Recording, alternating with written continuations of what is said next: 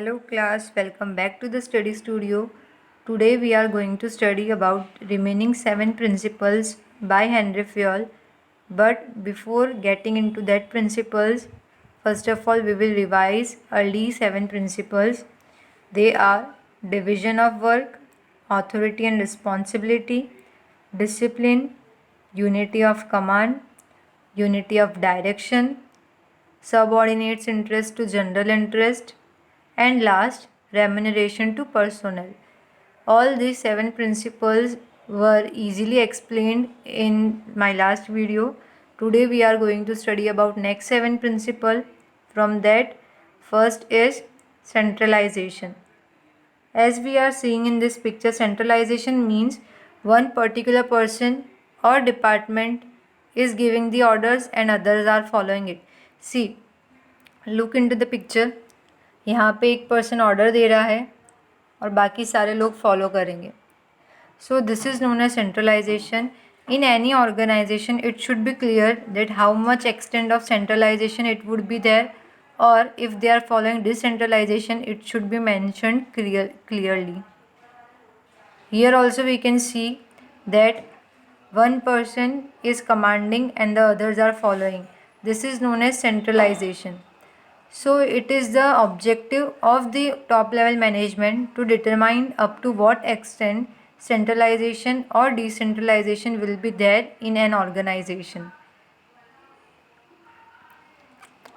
Some point to be considered in this principle: clarity of what extent there will be centralisation और decentralisation. कितना centralisation होगा, कितना decentralisation होगा. Decentralisation यानी सबको अपनी अथॉरिटी एंड वर्क्स डिस्ट्रीब्यूट कर दिए गए हैं, और सेंट्रलाइजेशन यानी एक के पास ही सारे पावर्स है और बाकी सबको वो डेलीगेट कर रहा है.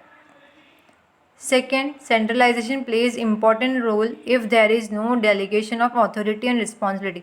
अगर पावर सारे के सारे एक पर्सन को अपने पास ही रखने हैं तब सेंट्रलाइजेशन वर्क करता है, अदरवाइज हमें डिसेंट्रलाइजेशन फॉलो करना चाहिए. Not useful for giant organisation. जो बड़े बड़े ऑर्गेनाइजेशन होते हैं उनमें ये यूज़फुल नहीं है. क्यों? Because in those organization it is not possible to do all the work by one person. It is very much necessary for those type of organization to follow decentralization. So centralization is fruitful for only those type of organization which is small in size. We can here conclude that the extent of centralization should be there according to the size of the firm. Next principle is scalar chain. What do you mean by scalar chain? Scalar chain का मतलब होता है that authority और responsibilities top to bottom flow होती रहती है, उसे बोलते हैं scalar chain.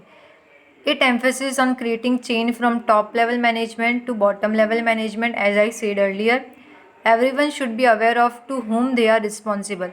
हर एक एम्प्लॉय को पता होना चाहिए कि वो किसको रिस्पॉन्सिबल है, उनको लास्ट में किसको जवाब देना है, या कोई उनसे क्वेश्चन करेंगे तो वो किसको रिस्पॉन्सिबल होंगे. To whom they are responsible it should be known by each and every employees. It moves from top to bottom and from bottom to top. या तो वो ऊपर से नीचे फ्लो होगा या तो नीचे से ऊपर. सी यहाँ पे डायग्राम में ए बी को दे रहा है authorities B C D E F, top to bottom और बॉटम टू टॉप. कोई भी लेवल में ये फ्लो हो सकता है, बट ऐसा नहीं होगा मिडल बीच में आएगा फिर टॉप फिर बॉटम, ऐसा कुछ भी नहीं होगा. या तो सीधी straight line from upward to downward और from downward to upward.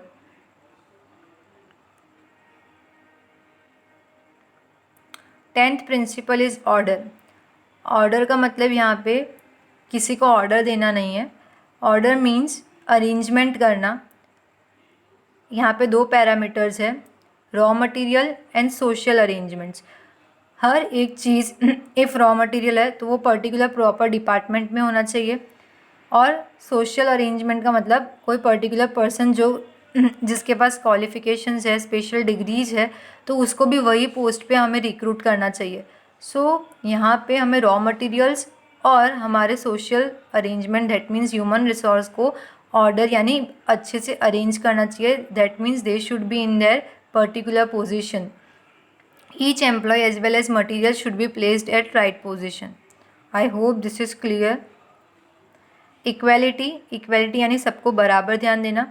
Now for example, तुम्हारे घर में तुम्हारे सिबलिंग्स भी है। इफ़ तुम्हारे पेरेंट्स तुमसे ज़्यादा उनको प्यार कर रहे हैं या उनसे ज़्यादा तुमको प्यार कर रहे हैं, there comes a feel of jealousy.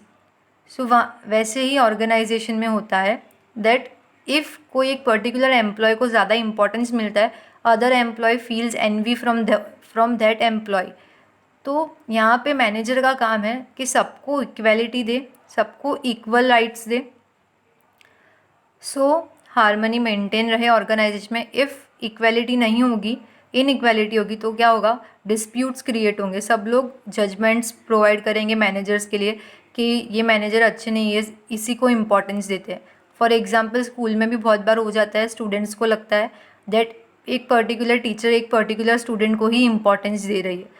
सो ये सारी चीज़ें ध्यान रखनी चाहिए मैनेजर्स को, that each and every employee feel equal or equality in the organization. Each employee should be given the equal importance. It should be created by informal way or rather than traditional और legal way. Informal वे यानी हम लोग को उनको strict वे में नहीं बल्कि as a family ही उनसे बातचीत करते रहनी है। एंड ट्रेडिशनल और लीगल वे अप्लाई नहीं करना। ट्रेडिशनल यानी पुराना जो स्ट्रिक्ट वे है, लीगल भी यानी स्ट्रिक्ट, तो ये वे को छोड़ के हमें कौन सा वे अप्लाई करना है, informal way. Now stability of personal tenure, उसका मतलब है दैट जो भी तुम्हारे अच्छे एम्प्लॉयज़ है उनको तुम तुम्हारे पास ही रखोगे। अब कैसे रखोगे, पहले हम देख लेते हैं ये प्रिंसिपल में क्या दिया हुआ है। Permanent and stable employees are the assets of the company.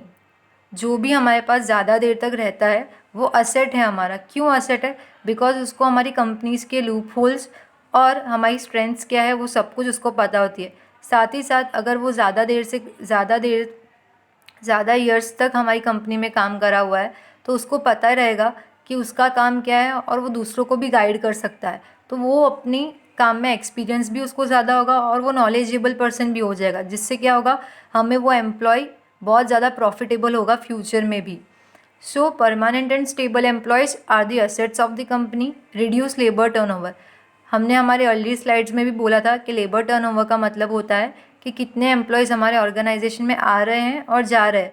तो इफ़ हमारे ऑर्गेनाइजेशन का एनवायरनमेंट अच्छा होगा उससे क्या होगा, हमारा लेबर टर्नओवर कम होगा। जो भी एम्प्लॉयज़ अच्छे होंगे वो हमारे पास रहना चाहेंगे। क्यों, क्योंकि हम उनको अच्छे प्रमोशंस दे रहे हैं, उनको रिकग्नाइजेशन दे रहे हैं अच्छा। So they will be there in our employ organization.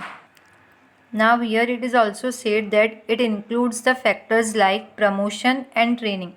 Why a employee will be there in your organization for long time? If his efforts are recognized or if you give them promotion, bonus or other facilities.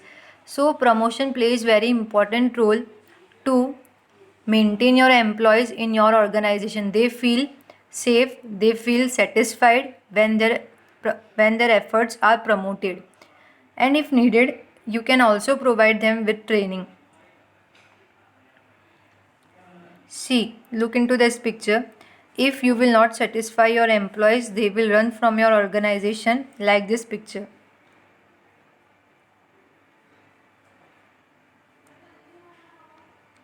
Second picture, if you are not satisfying them, they will not satisfy you as an employee and leave your organization. So it is the responsibility of the organization to promote them. See, यहाँ पे बाकी सब एक ही position पे, इसने अगर अच्छा काम किया है तो इसको ऊपर हाई लेवल पे प्रमोट किया गया है. So it is the responsibility of the organization to promote the employees who are efficient, who are doing hard work, or who are suggesting you something new and their ideas work for you. 13th principle, initiative. Initiative का meaning सबको पता है, पहल करना यानी to step forward. There should be quality of initiative in the employees. जैसे industrialist यानी manager के अंदर एंटरप्रेन्योरशिप की क्वालिटी होनी चाहिए, वैसे ही एम्प्लॉयज़ के अंदर इनिशिएटिव की क्वालिटी होनी चाहिए। क्यों? बिकॉज उनके पास आइडियाज़ हो तो वो शेयर कर सके और जिससे बिजनेस को प्रॉफिट मिल सके। It increases the efficiency of the employee. अगर उनके इनिशिएटिव्स हम काम में लेते हैं, उनको भी लगेगा कि that yes business is also recognising me, वो मेरे एफर्ट्स को भी काम में ले रहे हैं। वी आर दी फैमिली, वो हमारे लिए और अच्छे आइडियाज़ लाएंगे जिससे उनका काम में भी ज़्यादा मन लगेगा। That will ultimately increase their efficiency. Increase quality of leadership. If manager उनको इनिशिएटिव करने के लिए एक प्रॉपर एनवायरनमेंट प्रोवाइड कर रहे हैं, उनको रोक टोक नहीं लगा रहे हैं, then there will be a environment which creates the respect for leader among the employees. उनको लगेगा कि येस हमारे इनिशिएटिव्स रिकग्नाइज हो रहे हैं, तो हम लोग को उसके अंदर और ज़्यादा ध्यान देना चाहिए और ज़्यादा आइडियाज़ देने चाहिए जिससे कि हमारे बिजनेस और ज़्यादा आगे बढ़े। सी, इनिशिएटिव का मतलब स्टेप फॉरवर्ड रखना। अगर हमें ऐसा कुछ लग रहा है कि हमें कोई चीज़ अच्छी लग रही है या नहीं लग रही, तो वो कहने के लिए हिम्मत करना, उसे बोलते हैं इनिशिएटिव। सी, सब लोग एक ही बात पे जा रहे हैं, अगर मुझे कुछ अलग लग रहा है तो मैं इनिशिएट ले रही हूँ, उसे बोलते हैं इनिशिएटिव। तो वैसे ही बिजनेस ऑर्गेनाइजेशन में if some employees want to initiate for something, उनको कोई कंप्लेन भी करनी हो या सजेशंस देना हो, तो ऐसा एनवायरनमेंट मैनेजर्स को प्रोवाइड करना चाहिए in which they feel safe to share something with their managers. Now last principle of management by Henri Fayol is esprit de corps, that means feeling of oneness. अगर तुम्हें तुम्हारे teachers के साथ ऐसा लगेगा दैट हम अच्छे से फ्रेंडली वे में बात कर सकते हैं, you can share something with your teachers also. तो वैसे ही यहाँ पे if managers are providing the feeling of oneness, then the employees will share their problems as well as suggestions with the managers, so that managers को क्या पता चलेगा that हमारे बिजनेस में क्या चल रहा है और वो क्या इम्प्रूव कर सकते हैं, जिससे हार्मनी भी क्रिएट होगी बिजनेस ऑर्गेनाइजेशन में, which is very much necessary to run the organisation. Success of business unit depends upon the relationship of managers and employees. To create harmony among the employees it is very much necessary कि उनको हम feel करवाएं that they are our family. See, this picture will clear about Esprit de Corps, and here I am completing with the management principle. Total 14 principles are there. Tomorrow we will study about administrative principles, which are totally 6 principles of administrative management by Henry Fayol. Thank you for watching the video.